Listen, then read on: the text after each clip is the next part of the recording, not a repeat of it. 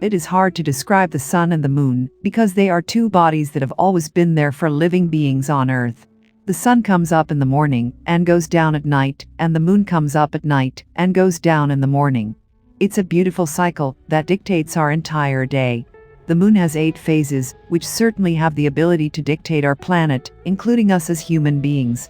There have been studies for years about how the moon affects our daily lives, emotions, and well-being. Today, we are taking a look at 10 things the moon has a hold of over us. Welcome to the Ardent Blogger, a channel for all the curiosity lovers who want to know something different every day. Today, we are back with an amazing video. If you have not subscribed to the channel, you are missing out a lot. Number 10. The one thing most of us remember from middle school science is how the moon affects our tides. For anyone who lives by the water, it is important to know when high tide and low tide is to keep your surrounding areas safe. While high tide and low tide happens every day, they are at their highest and lowest points during the full moon. These tides can throw off aquatic life and can make things tricky for surfers, lifeguards, fishermen, and beyond. Number 9. Our hormones change as we age, but they apparently can also shift when the moon is at its highest and brightest point. Aside from affecting women's menstrual cycles, which we will learn later, our hormones can shift as well. Scientists are not sure how the moon affects our hormones, but there does seem to be a correlation between the two. If you are feeling out of sorts or are more emotional than usual, stay in tune with the moon and learn how to manage the two. Number 8. Provence Apothecary explains that a woman's monthly cycle follows similar correlations to the moon's. Both the female menstrual cycle and the moon cycle are the same length of 28 days. While some say it's a coincidence, Native American tribes believe women bleed more when there is a new moon. There are even theories about a woman's ovulation cycle mirroring the moon's at the time the woman was born. While there's nothing concrete as of yet, many suggest women keeping track of their cycles to see if it connects with the moon's.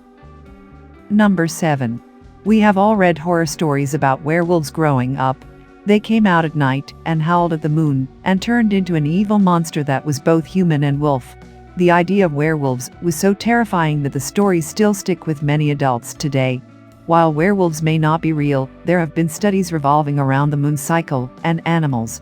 According to the animal rescue site, more incidents revolving around animals occur when there is a full moon. Nocturnal animals in the wild are also less active when the moon shines above. Number 6. If you are having a hard time sleeping, do some research on what planets are in retrograde and what cycle the moon is in. You will be amazed at the connection between it all. The BBC did a study with over 30 volunteers to test their sleeping habits around the full moon. The researchers didn't tell the volunteers what they were looking for, they were just asked to fall asleep. What the scientists found was interesting. It took these sleepy volunteers longer to fall asleep, they didn't stay in a deep sleep for long, and they even slept for less. Waking up after a poor night's sleep is a great way to throw a person off, and we can thank the moon for that. Number 5. If a person is active and loves doing different kinds of fitness activities, Farmer's Almanac explains that their heart rate actually changes when the full moon strikes. The Indian Journal of Basic and Applied Medical Research relayed a study that proved a person's heart rate was at its top under the full moon. Does this mean a person's best personal training day is when the moon is full? Number 4. Just as there is a high amount of emergency visits for pets and strange accidents with animals under the new moon or full moon, similar things happen with people. Those in the medical field even call it full moon madness, according to the World Journal of Surgery. Everything from headaches to emergency conditions have occurred under the full moon, but as soon as the new moon comes about, the percentage drops. Number 3. Lunacy is defined as the state of being a lunatic. Lunacy means the inconceivable is happening, and insanity is taking place. Not so surprising, the term lunacy comes from lunar, which is the moon. According to RMG, Aristotle believed there was a deep correlation between human beings' actions and the moon. If the moon affected the ocean's tides, why wouldn't it affect the water that's in our brains and bodies? And if the moon altered our water intake, does this mean we act out when the moon changes? Aristotle's notion that the moon changes our water percentage has been questioned, but it is interesting how lunacy occurs during the full moon. Number 2. Some plants love sunlight, others enjoy shaded areas and nightfall. That's the world we live in, and the beauty of picking gardening as a hobby. There is an old folklore that suggests planting by the moon.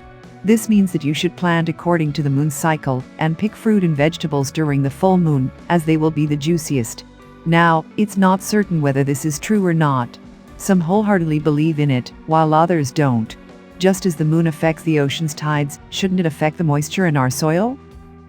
Number 1. Planning on running a 5K or throwing a party outside? Check with the moon stages first. Our news suggested that there is a cosmic connection between the full moon and rainfall. Due to the change in air pressure and temperatures with the moon's position, this can create bulges in the air that can lead to rain. Since warmer air can hold more moisture, the same air parcels are now farther from their moisture capacity, the site claimed. There's more research to be done in this area, but there does seem to be a link between the two. We are glad you have made till the end. We have handpicked the videos which we recommend you watch next. Feel free to talk to us on our social media channels or on our website theardentblogger.com about any recommendations or suggestions.